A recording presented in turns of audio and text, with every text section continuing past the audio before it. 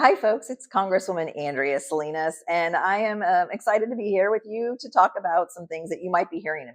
Things like a SCIF. What is a SCIF? SCIF this, SCIF that. How does it all relate to some of these Department of Defense classified information breaches? A SCIF stands for Sensitive Compartmented Information Facility.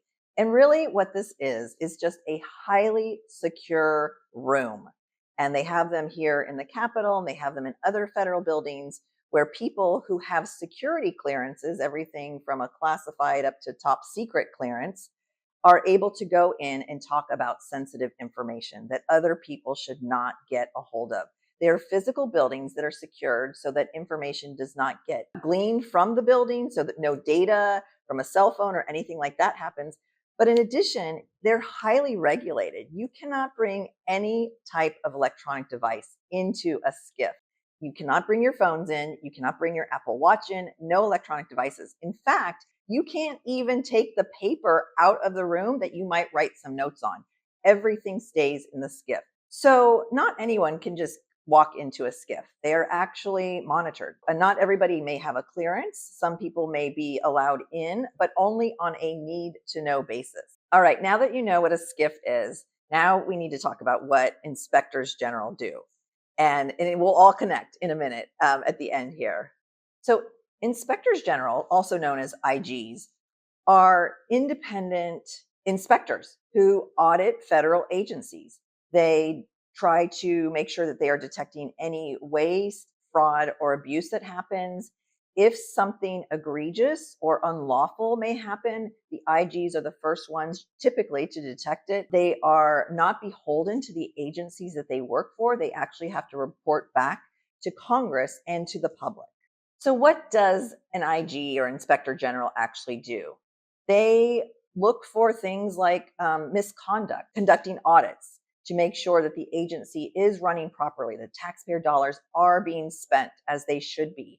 And then they make recommendations back to Congress or back to the administration or back to the public. They also can protect whistleblowers from coming forward. So there's a lot of work that goes into being an IG. But when you have these big programs such as Medicaid, they want to make sure that these dollars are not being thrown away and being spent frivolously. So when President Trump began his second term just a few weeks ago, he fired 17 IGs from the federal government.